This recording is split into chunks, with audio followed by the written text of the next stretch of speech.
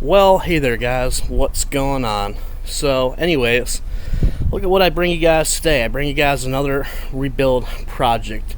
You guys like these dirty rebuild projects, and here we go. We've got a 2015 Nissan Altima. As you guys can see, it obviously took a hit. I'm really not too sure what they actually ran into. Car's got I think about around 70,000 miles on it. We paid $11.50 for this car, which I think for a 2015 is a good deal.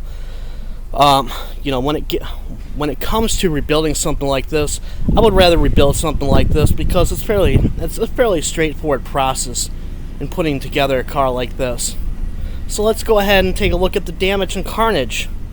So looking at this, you can see whatever they hit. Obviously, they hit something right there with a bumper. Obviously, got that.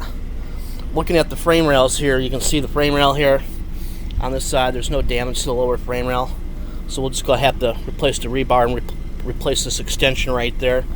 But the majority of the damage right here on the car is consistent with the apron right here. Okay, so what we're going to end up doing with this, we'll end up going and getting another piece, and what we're going to do is we're going to go ahead and section it in.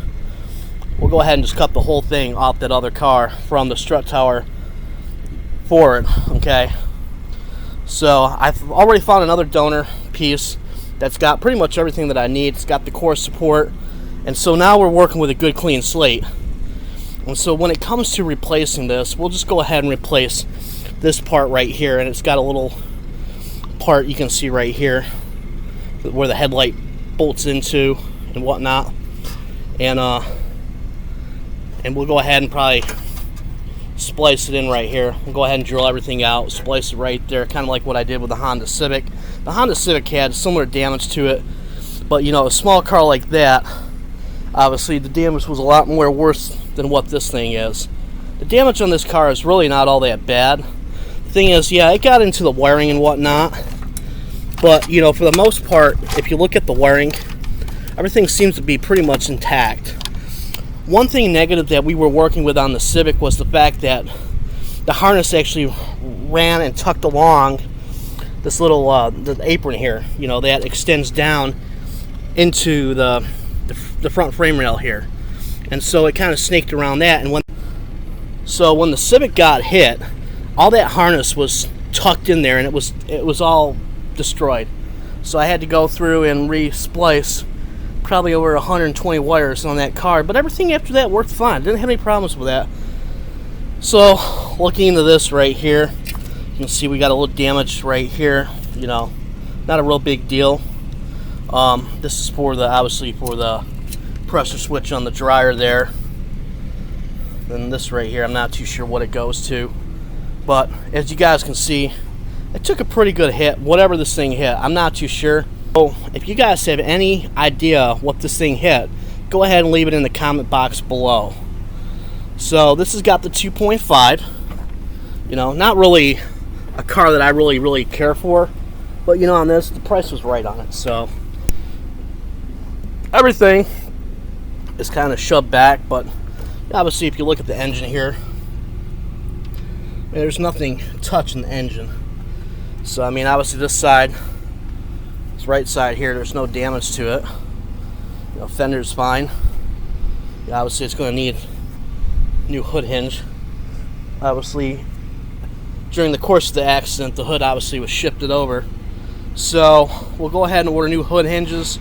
We'll get 2 new headlights, front bumper cover, rebar, the extension bracket for the rebar here, this absorber piece right there. We'll get this section right here, and that piece that I was looking at in the junkyard earlier today actually had all the wiring and everything along with the core support. The only thing it didn't have was the radiator, was missing the radiator and cooling fans.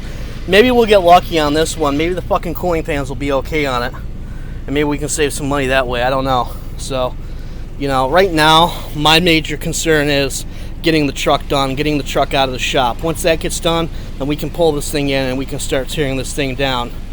So, but like I said, 2015 Altima, 70,000 miles. But overall, it's not a bad car for what it is. Yeah, it's your typical base Altima. You know, your plain Jane, nothing special. But at the end of the day, you know, these are decent selling cars. And if you look on the oil change sticker there, 71822, last due on 2/19. But nothing special with this car. You know, if you look at this car, it looks kind of like an 02 Altima. Very, very plain Jane. The interior, especially on this car, looks like that previous generation Altima that came out in 02. If you look at the material they used on the seats in 2002 to 2006, seats look identical, okay? Nothing special, guys. You know, we'll need a driver's side airbag. Fucking seat belts are locked up, of course, so we'll have to get 2 new seat belts for this. But obviously, you know, we don't have any power in this car, so I can't obviously do anything with it right now. But nothing special, like I said. But overall, I mean, it's a decent car for the money.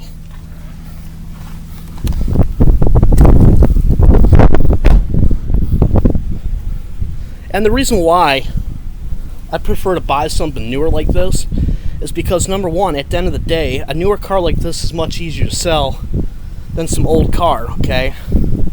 So, you know, let's say, for example, you know, I think we can get into this car for under $1,000 or around $1,000.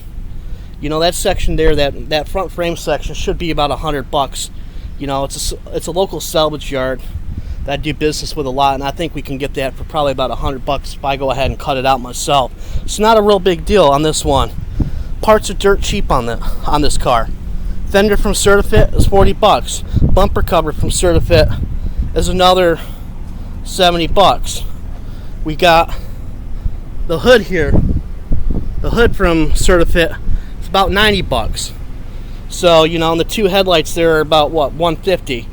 So, you know, so in all, parts are what, roughly around $600 for this thing. Then we got to get an airbag, and then we got to get the seat belts, we got to get the crash module reset. So, you know, all that little shit adds up. But the main thing that I look at is, number one, you know, it's just the structural damage right here. You know, when it comes down to a vehicle, you got to look at this. This vehicle has structural damage, it has electrical damage, and obviously it could have mechanical damage. But I don't suspect that there's any mechanical damage to this vehicle whatsoever at this point in time. I don't know that. Obviously, once we get all this stuff torn apart here, then we can look at the transmission. Okay, guys, so if you like these type of videos and you look forward to something like this, I know you guys like rebuild videos, okay? So this is a car that we're going to focus on, and I'm going to go through the whole process of showing you guys how to rebuild a car like this for, you know, let's say about $1,000 to $1,200. So that way, you know, somebody that has the mechanical ability and has those mechanical skills can actually go out and do a job like this. And where, you know, say a $1,150 car plus fees is costing you, at the end of the day, it's costing you about $3,000 for a nice, decent car. I think we'll do well on this one. Well, let's say after we get done with this, I think we could probably get about $7,500 for the car. And one thing with this car is it does have a clean title, so, you know, that makes it more appealing to a buyer. And obviously, once this is repaired, then obviously the car will be financeable, so it's not a real big deal. So if you guys like these type of videos, please smash that like button, and please stay tuned for the up and coming build series on the F250, and we still have a little bit more that we have to do on this Honda Accord here, the green one. So, but yeah, I really appreciate you guys joining here. Smash that like button, please like, comment, subscribe, and we'll catch you guys on the next one. See ya.